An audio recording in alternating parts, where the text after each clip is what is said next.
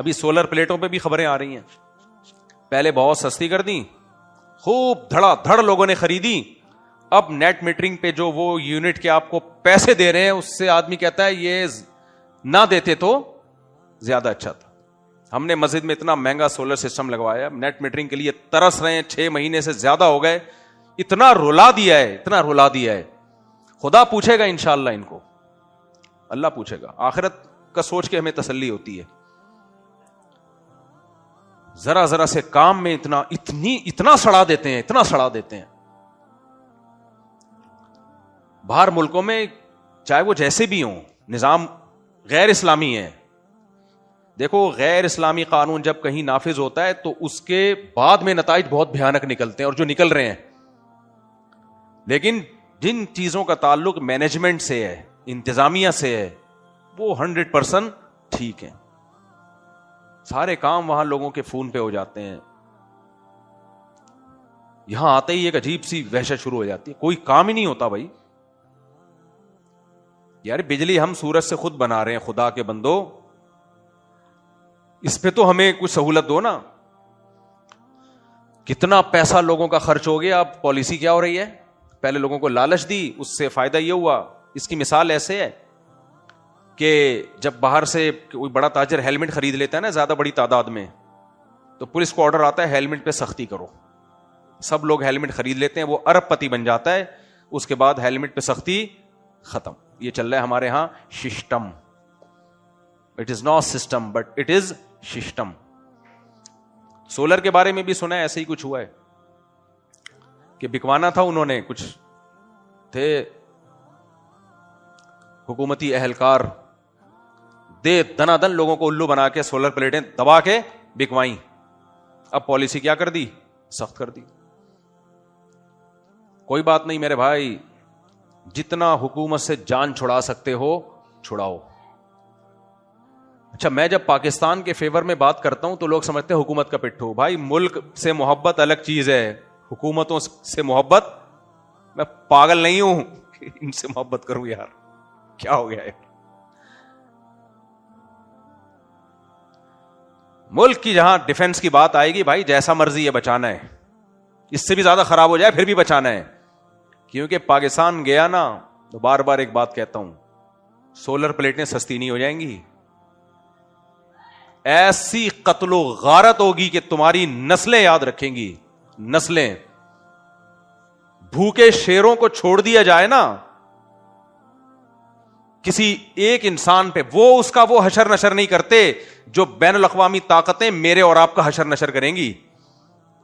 اس لیے ڈیفنس میں بہرحال اپنی فورسز کا ساتھ دینا ہے.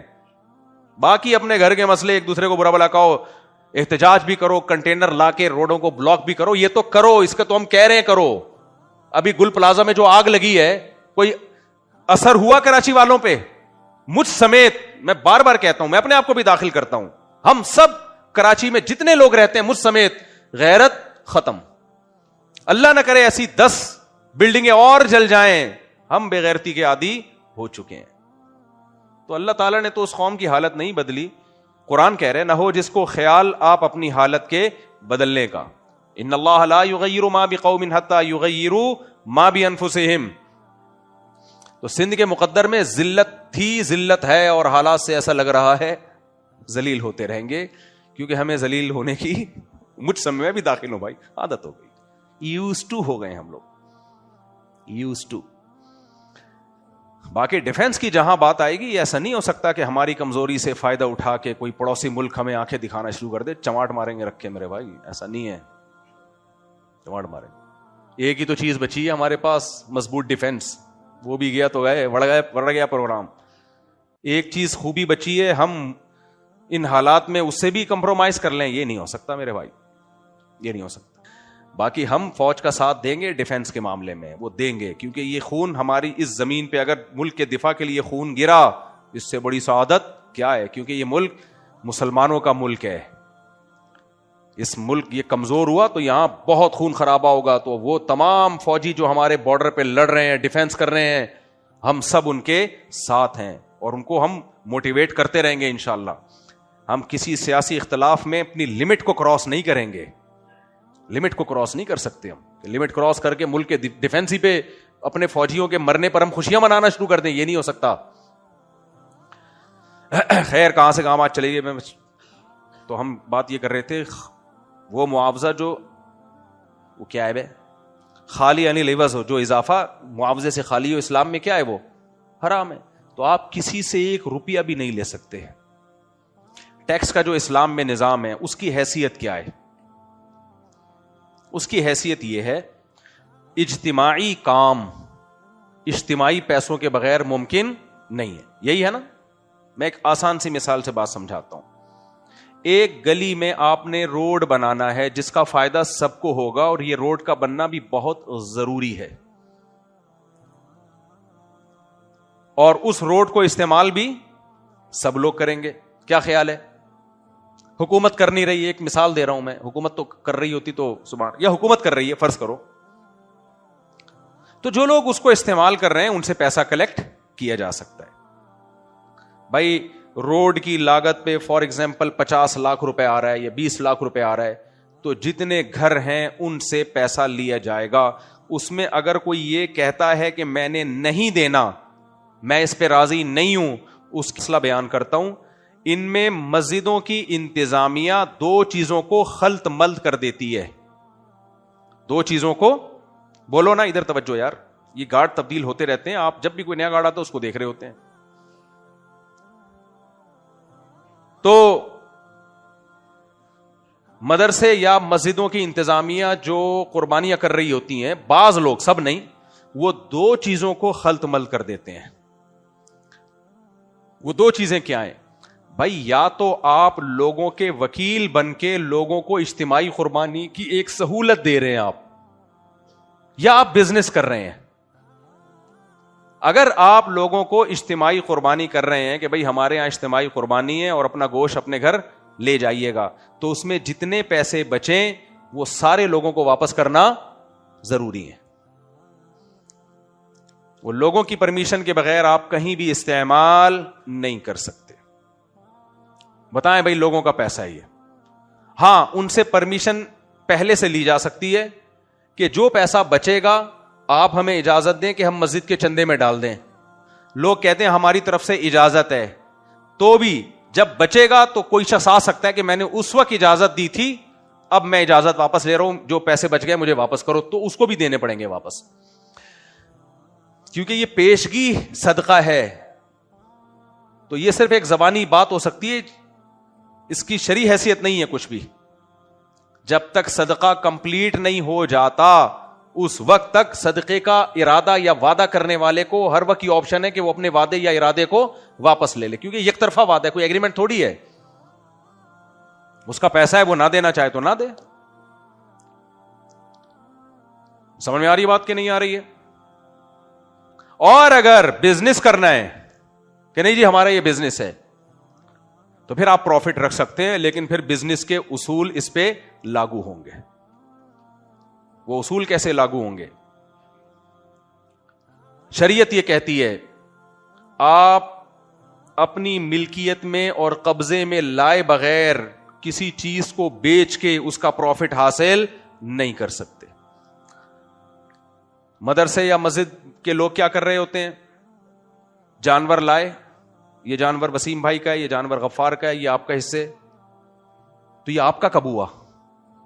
آپ اس پہ پروفٹ تھوڑی لے سکتے ہو, یہ تو ان کا ہے نا, آپ ان کے صرف وکیل ہو, آپ تو ان کی طرف سے ایک کام کر رہے ہو. پروفٹ کیسے رکھو گے آپ؟ اس جانور پہ جو پروفٹ ہوگا وہ نہیں آپ رکھ سکتے. جانور پہ پروفٹ جب آپ رکھ سکتے ہو جب آپ جانور خریدو, اپنی ملکیت میں لاؤ, اس کے بعد اس جانور کو متعین کر کے جمشید, غفار, ستار, وسیم متعین لوگوں کو فون کرو, یہ 7 حصے آپ کے اس جانور میں ہیں, آپ خریدتے ہو یا نہیں خریدتے؟ اگر وہ کہیں ہاں ہمیں قبول ہے, تو آج سے یہ جانور آپ کا ہوا, اور آپ آ کے اس پہ قبضہ کر لو, کیونکہ ابھی میرا قبضہ ہے, یہ مر گیا تو میرا نقصان ہے. سمجھ میں نہیں آ رہی میرا خیال ہے بات؟ یہ جانور مر گیا تو کس کا نقصان ہے؟ میری انویسٹمنٹ ہے, اس میں میرا نقصان سمجھا جائے گا. میں نے پہلے یہ بزنس کیا ہے, تو میں بار بار لوگوں کو بتاتا تھا یہ میرا بزنس ہے, یہ اجتماعی قربانی نہیں ہے. تو ساتھیوں کے ذمے میں نے لگایا, پروفٹ نہیں ملتا, متعین کمیشن ملتا ہے, اور وہ بتائے بغیر نہیں ملتا. آپ لوگوں کو بتاؤ حضرات ہم اجتماعی قربانی کر رہے ہیں, یہ لوگ ہوں گے جو یہ جانوروں کی دیکھ بھال کریں گے, لائیں گے, آپ کے حصے گھر تک پہنچائیں گے, اور فی پرسن ہم 10-10 ہزار روپے بانٹیں گے. یہ پورا اناؤنس کرو, ادروائز وہ کمیشن بھی حلال نہیں ہے, کیونکہ منفعت فروخت کر رہے ہو نا آپ. اجارہ ہے کہ میں آپ کے لیے قربانی کے جانور خریدوں گا بھی, اس کی دیکھ بھال بھی کروں گا, اس کے گوبر کو اٹھوانے کا انتظام بھی کروں گا, اس کا گوشت بھی تقسیم کر کے آپ تک پہنچاؤں گا. بھائی اس کے فی جانور میں اتنے پیسے لوں گا. ایسی کوئی اناؤنسمنٹ ہوتی ہے؟ کچھ بھی نہیں ہوتا. سب گچ مچ چل رہا ہے, کچھ پتہ نہیں بیچ میں سے کون کتنے کھا گیا, جانور آیا مر گیا, کس کے کھاتے میں گیا. وہ مرتا ہے جانور تو پبلک کے کھاتے میں, اور پروفٹ آپ کے کھاتے میں. واہ واہ واہ واہ واہ, یہ تھوڑی ہوتا ہے بھائی. اسلام یہ دو نمبریوں سے روکتا ہے. تبھی اسلام میں کتاب البیوع, فقہائے کرام نے ہمیشہ سے جب اسلامی قانون کو مرتب کیا, خرید و فروخت کے حکام الگ سے لکھے ہیں. ہمارا خرید و فروخت کا نظام الگ ہے, غیر مسلموں کا الگ ہے. ان کے لیے تھوڑی حلال و حرام ہے. وہ کہتے ہیں جس طریقے سے بھی اگلا راضی ہے بس پیسے کماؤ. نہ ہمارے یہاں نہیں ہے. لا تبع ما لیس عندک, جو چیز تمہارے پاس ہے ہی نہیں تم آگے اس کو فروخت نہیں کر سکتے, اور اگر ہے لیکن قبضہ نہیں ہے تو بھی آگے اس کو فروخت بولو نہیں کر سکتے. اور ہے اور قبضہ بھی ہے لیکن سامنے والے کو پتا نہیں ہے کہ میں کیا خرید رہا ہوں, تو بھی اس خرید و فروخت کا کوئی اعتبار نہیں ہے. آپ کو وہ جانور اس کو دکھانا پڑے گا, یہ ہے بتا, قبول لیتا ہے کہ نہیں لیتا. اگر وہ بغیر دیکھے لے لے گا تو دیکھنے کے بعد اس کو سودا ریجیکٹ کرنے کا اختیار ہے. تو نہیں کرتے تو یہی تو بتا رہے ہیں غلط ہے. اچھا, پیسے لوگوں سے جمع کر کے لاتے ہیں. اگر وہ لوگوں سے پیسہ جمع کریں اور کہیں کہ ہم آپ کو بیچ نہیں رہے ہیں, ہم صرف بکنگ کر رہے ہیں, سمجھ میں آ رہی ہے بات؟ جو اتنے پیسے دے گا اس کو ہم مال بیچیں گے, آپ ایڈوانس میں پیسے دے دیں, کمی بیشی پھر بعد میں ایڈجسٹ کر لیں گے. تو وہ پیسے آپ نے لے لیے, وہ آپ لوگوں کا قرضہ ہے آپ کے اوپر. آپ مال ان پیسوں سے لائیں اپنے پیسوں سے لائیں, اس سے کوئی فرق نہیں پڑتا. لیکن اس مال وہ ہلاک ہو گیا تو ذمہ داری آپ کی ہوگی, آپ کو وہ پیسے واپس کرنے پڑیں گے. لانے کے بعد آپ کہیں بھائی تمہارے اتنے پیسے میرے پاس پڑے ہوئے ہیں, چاہو تو یہ پیسے واپس لے لو, چاہو تو یہ جانور مجھ سے خرید لو. یہ جائز ہے. اور جانور دکھائیں اس کو. ہم تو ویڈیو کال کر کر کے جانور دکھاتے تھے. سعودی عرب میں ایک بندے نے خریدا, بھائی یہ آپ کا جانور ہے. آپ نہیں ہو, آپ کا جانور ہے یہ دیکھ لو. ہمارے دو سے کتنی باریک سی گائے لے کر آ گئے. میں نے کہا بھائی یہ تو کوئی بھی نہیں. انہوں نے کہا وہ 7 حصے ہیں نا ان کے لیے لے کر آئے. میں نے کہا ان کو دکھاؤ. کہنے نہیں مفتی صاحب چھوڑو اجتماعی. میں نے کہا نہیں بھائی, جب پروفٹ میں کھا رہا ہوں اس کا, میں اس کا پروفٹ لے رہا ہوں, تو میں دکھائے بغیر کیسے بیچ سکتا ہوں؟ اس کو دکھانا پڑے گا بھائی یہ آپ کا جانور ہے, اور قبضہ بھی کرو. قبضے کے مطلب کیا ہوتا ہے, اس کو تھوڑا سائڈ پہ کر دیں آپ. بھئی اب آپ کا جانور ہے, اب ذمہ دار اس کے کون ہو؟ آپ ہو. تو اتنی باریک سی اس کا صرف سوپ نکال کے پی سکتے تھے, مال شارٹ ہو گیا تھا. تو کہہ رہے وہ تو خریدے گا نہیں دیکھ کے. میں نے کہا کوئی بات نہیں بھائی, جب ہم نفع لے رہے ہیں تو نقصان بھی کون اٹھائے گا؟ ہم اٹھائیں. یہ تھوڑی ہے کہ پروفٹ لینے میں یہ میری ہے اور جب نقصان ہو تو جمشید کی گائے, ہم نے تو اس کے کھاتے میں ڈالی ہوئی. تو اس لیے خرید و فروخت کے مسائل سیکھنا بھی ضروری ہے میرے بھائی. یہ ساری چیزیں اسلام نے جو پابندیاں لگائی ہیں, یہ اس لیے پابندیاں لگائی ہیں کہ اسلام کسی کا مال کھانا غیر اخلاقی طریقے سے بھی آپ پر حلال نہیں کرتا, اور اس کی رضامندی کے بغیر اس کو بیوقوف بنا کے بھی آپ پر مال اس کا حلال نہیں کرتا. الخراج بالضمان مشہور قاعدہ فقہ کا, کہ نفع اسی کا اٹھا سکتے ہو جس کا رسک بھی آپ لیتے ہو, جس کا نقصان بھی آپ اٹھا سکتے ہو. اب یہ جو فارسٹ ٹریڈنگ میں جوئے کھیلے جا رہے ہیں, یہ سارے یہی تو ہیں. فیوچر ڈاکٹر بن سکتا ہے, پریکٹس ہونی چاہیے کسی کلینک میں. علماء کا ایک سلسلہ ہے. لوگ جواب میں پتہ ہے کیا کہتے ہیں, یہود و نصاراؤں میں بھی تو اکثریت گمراہ ہے. وہ بھی تو مکھی پہ مکھی بٹھاتے تھے, اپنے بڑوں کو فالو کرتے تھے, اور قرآن نے ان کی برائیاں بیان کی کہ ان کے علماء گمراہ تھے, تو مسلمانوں میں نہیں ہو سکتے؟ اس کا جواب ہے کہ نہیں ہو سکتے,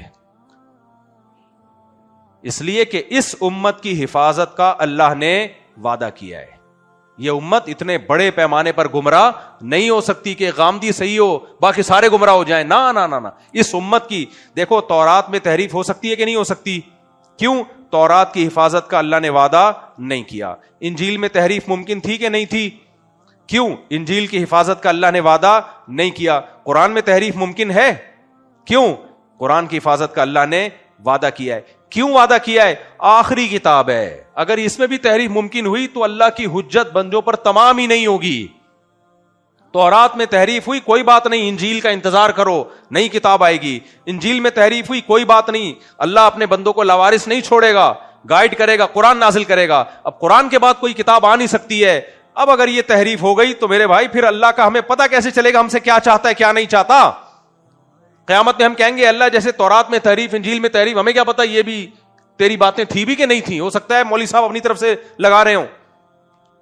تو میرے بھائی قرآن میں جیسے تحریف ممکن نہیں ہے, اسی طرح یاد رکھو یہود و نصارہ کے سارے علماء گمراہ ہو سکتے تھے, یہ ممکن تھا ان میں ان کا جو ایک غامدی صاحب ہو وہ ٹھیک ہو, ان اس دور کے کوئی.